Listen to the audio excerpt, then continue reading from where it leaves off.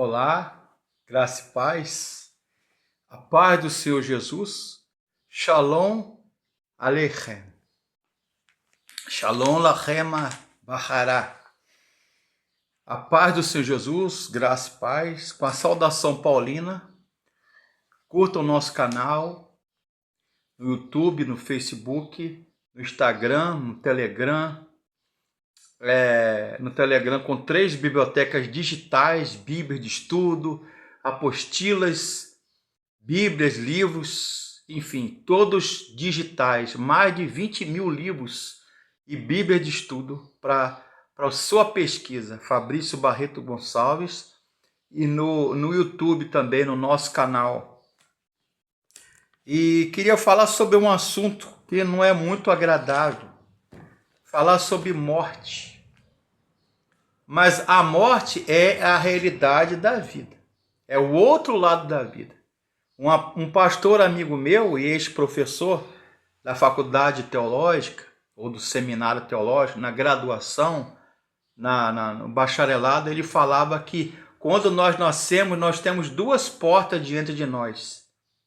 Cada pessoa, cada menino, cada menina, cada bebê, quando nasce um bebê, a gente não pensa nisso, não é?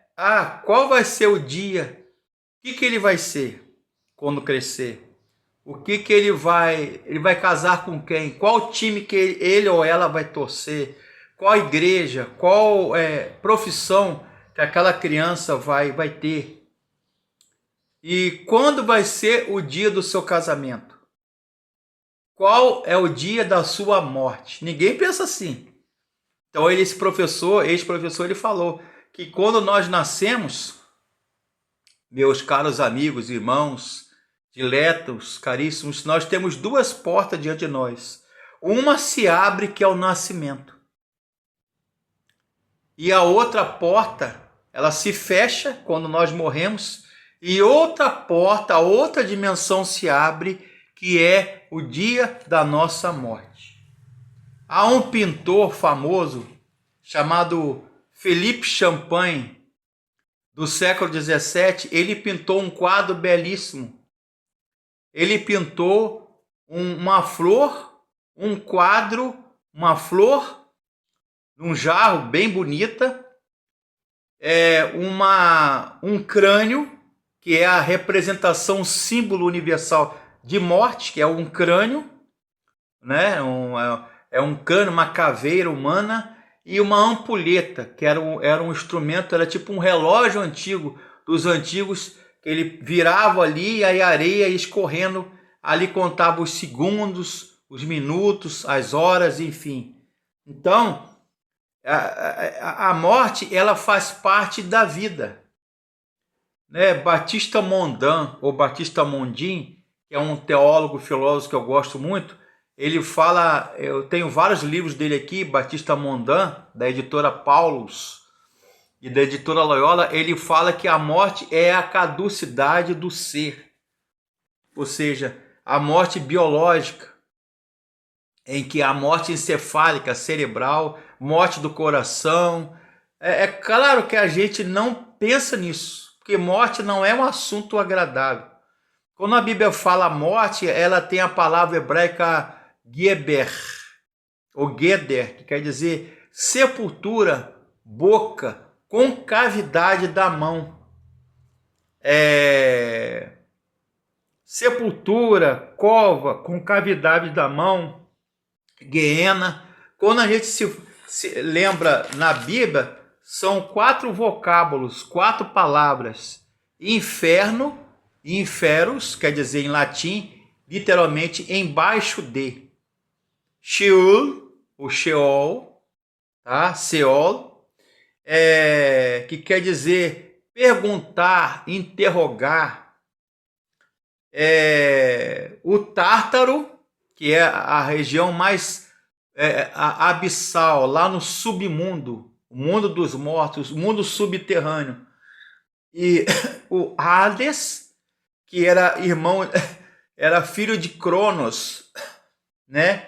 E a chamada Geena.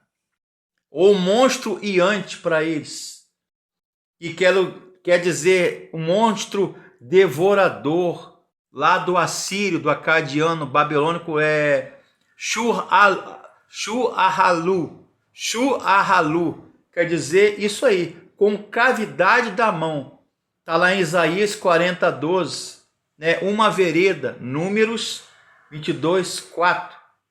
No hebraico pós-exílico, Sha'al ou Sheol, que quer dizer as profundezas do mar, lugar profundo, ou lugar dos mortos, né? Onde Yahvé, Jeová, nosso Deus eterno, era o Senhor do Sheol, Senhor dos, não é? Mas para os gregos, Hades era o reino de Hades, o Sheol, o Hades, a Guiena e o Tártaro.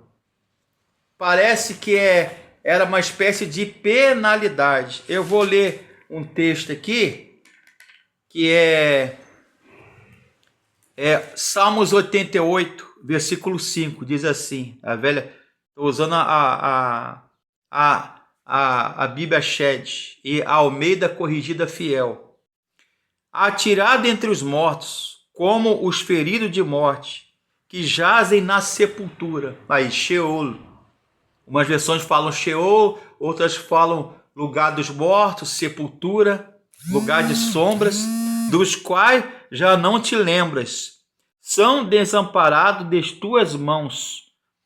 Puseste-me na mais profunda cova, nos lugares tenebrosos, no abismo, né? Ou seja, eles acreditavam ali, sobretudo o mundo pós-exílico, pós-Babilônia.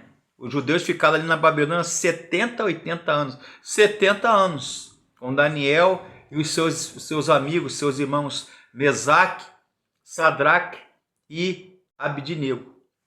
Então eles ficavam ali 70 anos na Babilônia. E quando voltaram ali, já voltaram com outra cabeça, com outro pensamento, né?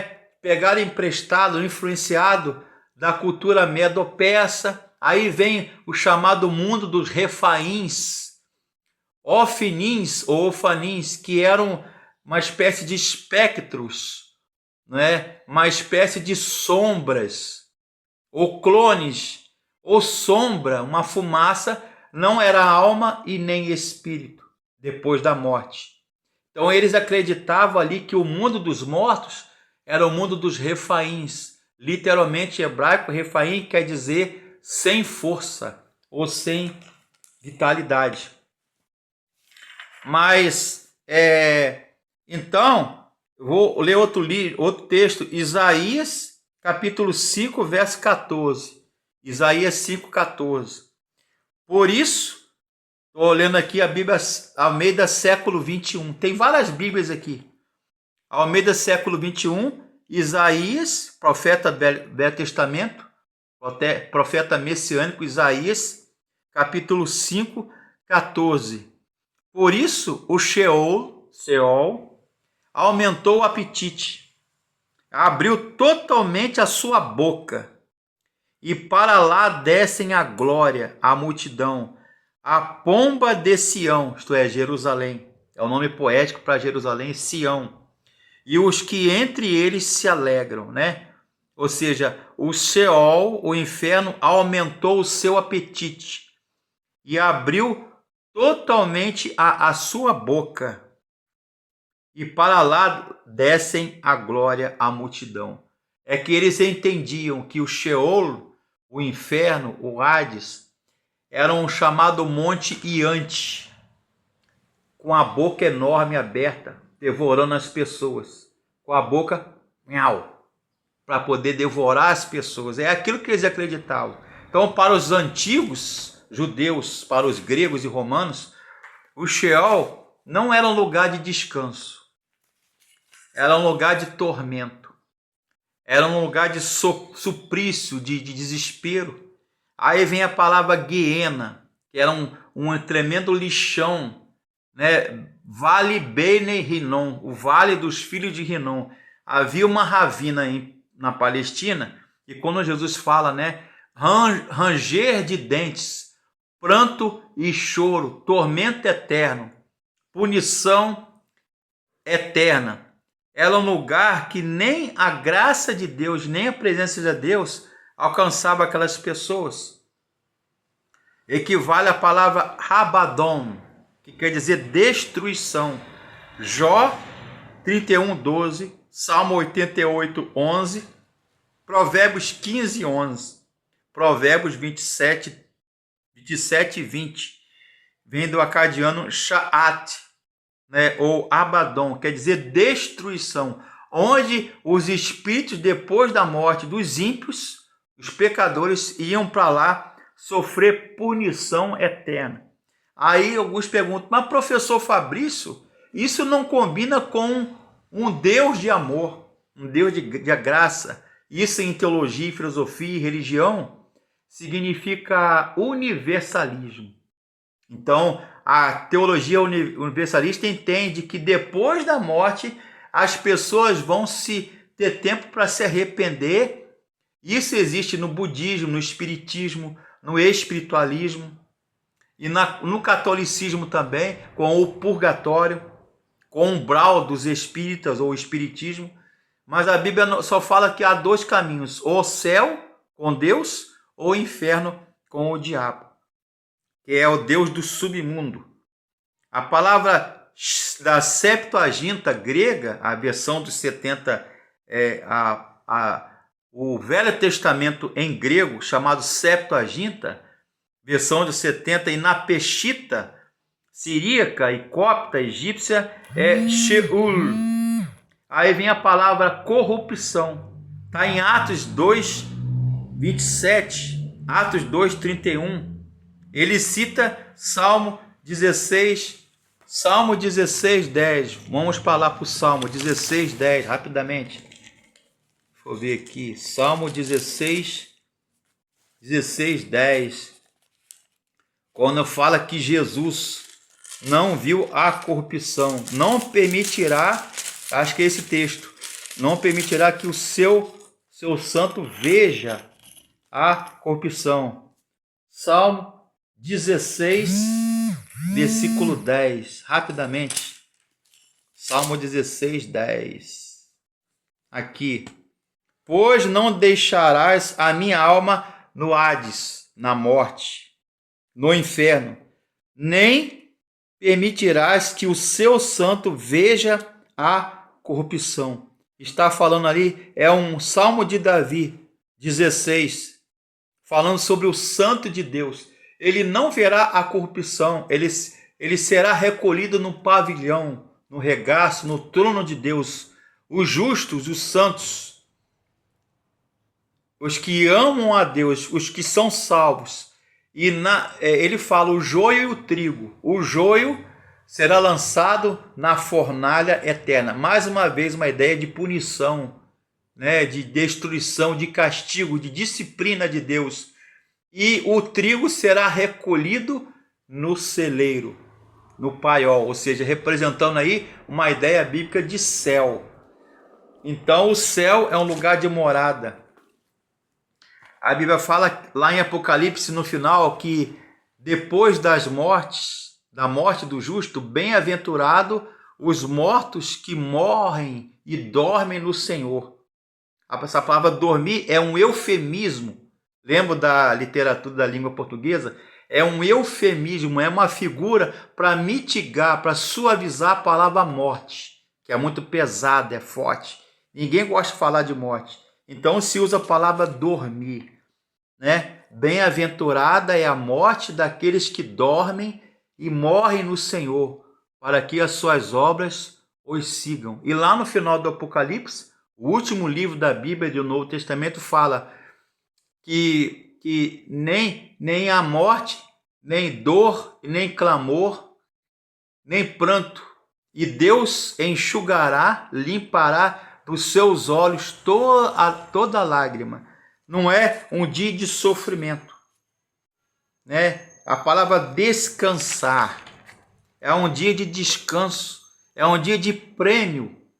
Quando se morre um crente, um servo de Deus, um fiel, fala que Deus promoveu as mansões, aos páramos, às moradas celestiais com Cristo. Então não há essa ideia de punição, né? Aí você lê, por exemplo, Claude Lévi-Strauss, Rafael Pettazzoni, Mircea Eliade, José Severino Croato, Bronislaw Malinowski. Bronislaw Malinowski é um teólogo, um filósofo que escreveu na série Os Pensadores da Abril Cultural, editora Abril Cultural, 55 volumes. E eu li quase todos eles. Bronislaw Malinowski, ele é um teólogo, ele é um antropólogo, filósofo, que está ali. Você pode comprar ali na Abril Cultural a série Os Pensadores. Bronislaw Malinowski, né? Malinowski, acho que é assim que fala o nome dele. Ele fala sobre isso, sobre a cultura da morte, né? O Hades, que simboliza o inferno, o submundo, o mundo subterrâneo. Mas para eles, para o povo antigo, quando você pega a Bíblia e começa a ler os textos do Velho Testamento e no Novo Testamento, os evangelhos, as cartas de Paulo, por exemplo, no Novo Testamento, você vai ver que havia um compartimento.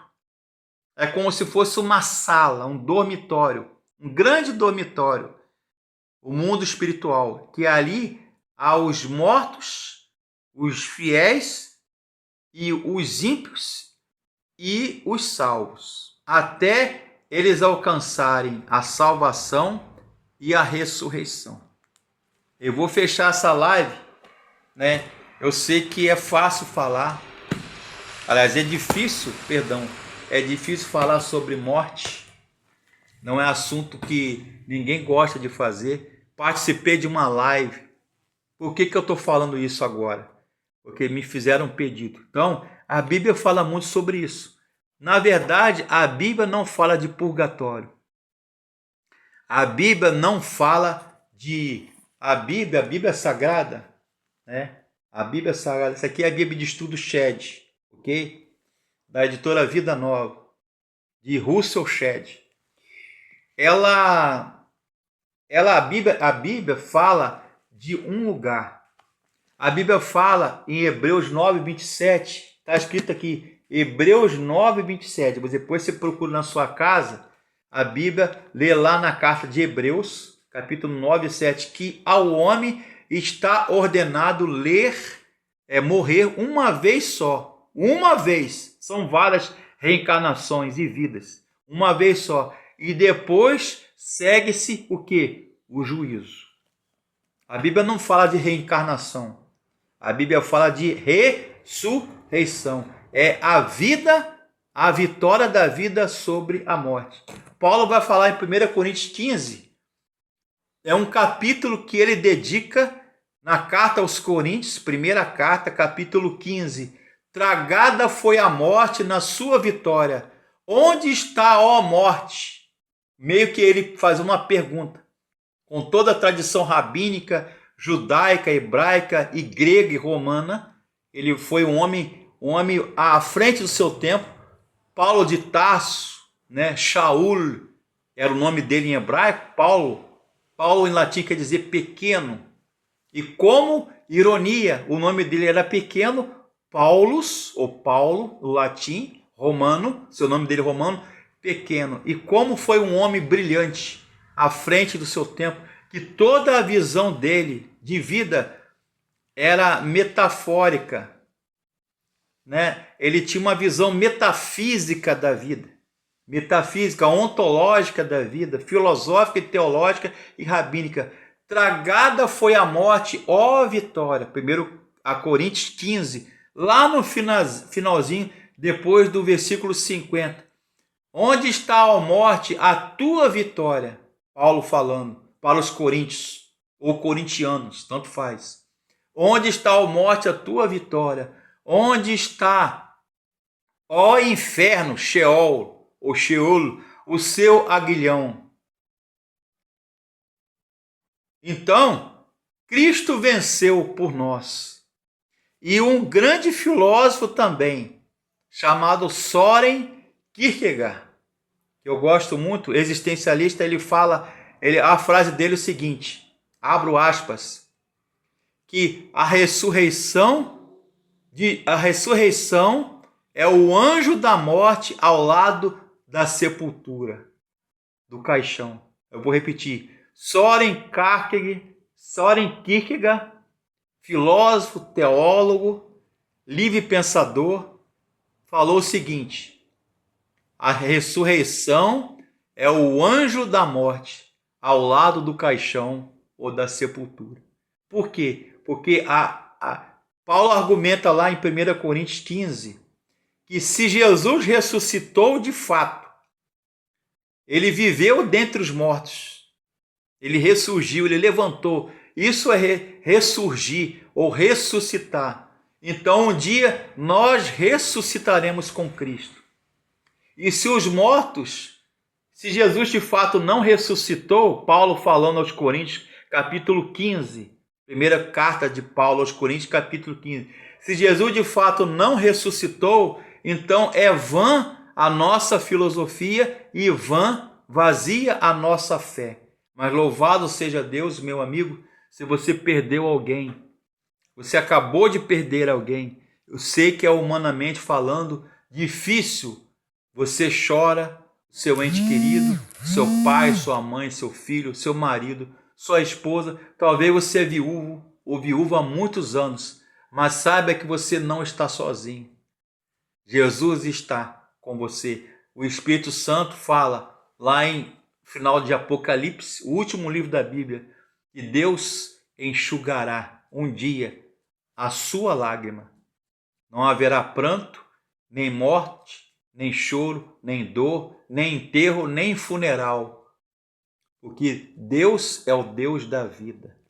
Deus não é Deus de mortos, e sim de vivos. Então é um consolo, é uma esperança para nós, que aquele que morreu em Cristo, ele morreu sim, fechou seus olhos físicos aqui na terra, mas ele está com Cristo no céu. É a nossa esperança, porque para lá, todo dia, um dia, todos nós vamos, né? Um ex-professor do seminário, da faculdade teológica, já terminando, ele falou: só há duas realidades para o homem na terra, quando nasce, debaixo do sol. Eclesiastes, né? Salomão, rei Salomão, ele escreveu o livro de Eclesiastes, Coelete, chamado de Coelete ou Pregador, o livro do Eclesiastes, que vaidade de vaidades, tudo é vaidade debaixo do sol. E só há duas realidades, citando esse ex-professor do seminário, da faculdade de teologia e filosofia. Só há duas realidades, a morte e os impostos. Todo mundo tem que pagar imposto. E todo mundo vai morrer um dia. Né? Mas não era plano original de Deus. A morte existe consequência do nosso pecado, da rebeldia de Adão e Eva, que desobedeceram a Deus lá no jardim, no Éden do paraíso, comendo do fruto proibido. Né? Então, a morte passou para todos. Né? Onde há pecado, onde abundou o pecado, superabundou a graça, no dizer do apóstolo Paulo lá em Romanos. Mas assim como existe a morte natural, física, existe também a morte espiritual, mas também existe a vida em Cristo.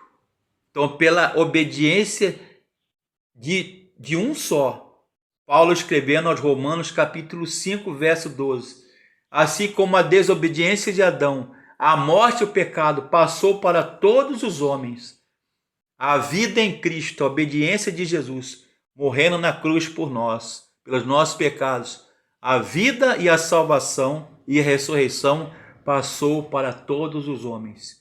Louvado seja Deus.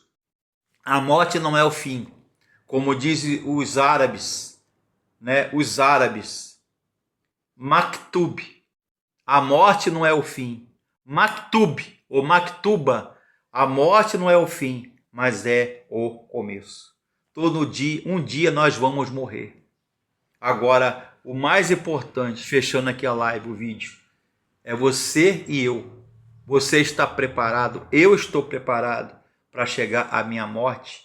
Um dia que a morte, aquela figura emblemática, né, que é um homem de capa preta, né, com um alfange, ou seja, uma foice ali de ceifar na mão, essa é a figura da morte, ou um crânio, uma cabeça, um crânio, né, como no quadro de Philippe Champagne, do século XVIII ou XVII.